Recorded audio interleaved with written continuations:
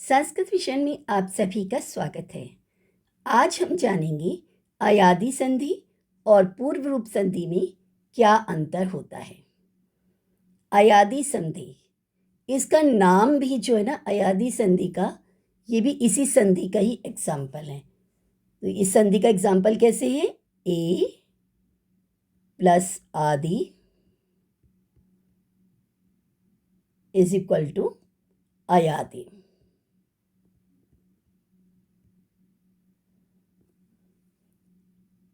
इस संधि का सूत्र जो है वो ये है,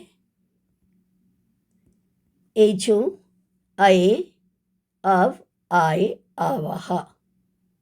ये मैंने आपको संधि विच्छेद करके बताया है। एचो अये अव आय आवा, एचो अय वाय वाह, ऐसे सूत्र बोला जाएगा। तो अगर इसको हम तोड़ते हैं तो अक्षर निकलते हैं। क्या निकलेंगे? एच प्रत्याहार निकलेगा, आय आव आय आव।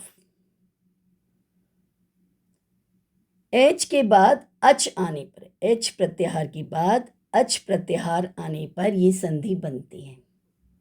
लघु सिद्धांत कौमुदी में हमने ये अयादी संधि और पूर्व रूप संधि दोनों आपको सिखाई हैं। तो एच का मतलब क्या होता है? यहाँ पर एच में कौन कौन से लेटर लिखेंगे? जैसे कि आपने माहेश्वर सूत्र का भी मैंने वीडियो बनाया था, वो भी देखा होगा। एच में यहाँ पर ये आपको ए दिखाई दे रहा है या ओ दिखाई दे रहा है, ये आई है और ये औ है। तो ये प्लस से पहले होने चाहिए। प्लस से पहले कौन से अक्षर होने चाहिए?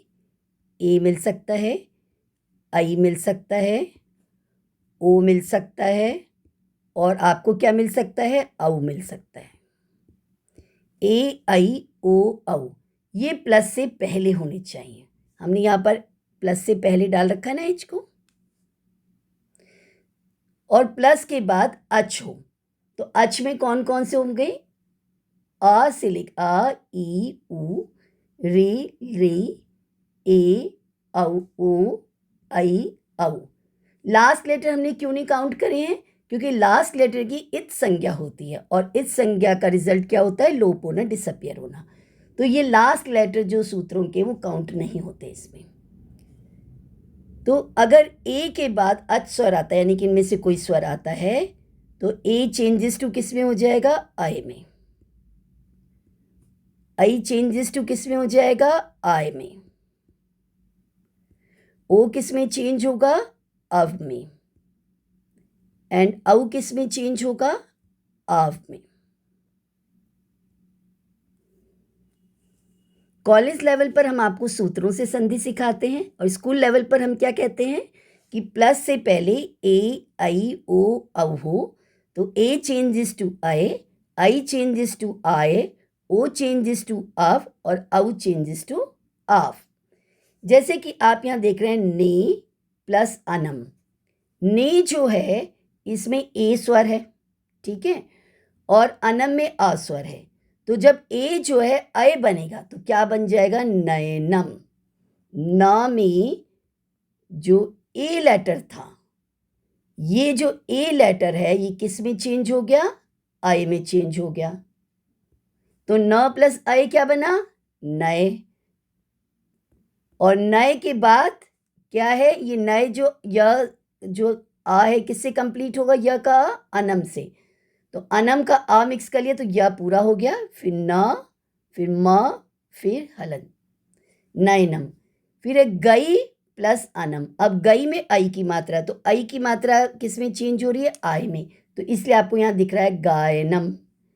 भो, ओ जो है वो अव में चेंज हो रहा है, तो भव, भो प्लस अनम क्या बनेगा? भवनम। भो प्लस अनम भवनम। तो ओ जो है वो अव में चेंज हो रहा है। अब ये औ किस में चेंज होगा? आव में चेंज, इसलिए यहां पर बन गया है पाव का। क्लियर है ये संधि? ये संधि हमने लघु सिद्धांत कौमुदी में भी कराई है और स्कूल लेवल पर ग्रामर की प्लेलिस्ट में भी आप इस चैनल पर देख सकते हैं। कंफ्यूजन हो जाता है कि अयादी संधि और पूर्व रूप संधि दोनों के एग्जाम्पल में कई बार कंफ्यूजन हो जाता है, उसी को क्लियर करने के लिए वीडियो बनाया गया है। ये जो लेटर आप देख रहे हैं ना, प्लस से पहले, बिफोर प्लस और आफ्टर प्लस, क्या इनका कोई मीनिंग आपको समझ में आ रहा है? ये सिंपल वर्णमाला के लेटर हैं। इसमें चलो आपको समझ में भी आ जाएगा, हे भो अरे, वो संबोधन चिन्ह है, शब्द रूप का नहीं है। ये जो अनम अनम अकहा, इनका कोई मीनिंग नहीं है। जब ये मीनिंगलेस होते हैं और किसी लेटर के ऊपर ये मात्रा आ जाएगी प्लस से पहले, तब ये अयादी संधि ही है। क्योंकि पूर्व रूप संधि में क्या होता है, प्लस से पहले जो भी है वो शब्द रूप का शब्द है। प्लस से पहले क्या है, शब्द रूप का शब्द है। तो अब हम देखते हैं यहाँ पर पूर्व रूप संधि। एंगः पदांतादति, ये सूत्र है आपका लघु सिद्धांत कौमुदी में, ये सूत्र दिया गया है। एंग में कौन से लेटर आ जाएंगे, ए ओ। अणे तो हम लेंगे नहीं क्योंकि लास्ट लेटर को तो लेना नहीं, इसकी संज्ञा होगी। तो ए या ओ, और यह ए और ओ पदांत का है। पदांत क्या मतलब, पद। पद किसको कहते हैं, सुप्तिगंतम पदम। सुबंत हो या तिगंत हो, उसकी पद संज्ञा होती है। ठीक है, तो पद किसके होगा, कोई शब्द रूप का शब्द हो या कोई धातु रूप का हो, तब उसको हम पद कहेंगे, अदरवाइज हम उसको पद नहीं कहेंगे। तो अयादी संधि में जो हमने यूज किए हैं वो अपदांत है। अपदांत मतलब वो शब्द रूप और धातु रूप से उनका कनेक्शन नहीं है। तो यहां पर ये क्या है, पदांत है। किसी पद के अंत में, यानी किसी शब्द के अंत में, कोई शब्द रूप का शब्द हो गया, उसके अंत में ए हो या फिर ओ हो, क्या मिलना चाहिए, या तो ए हो या फिर ओ हो।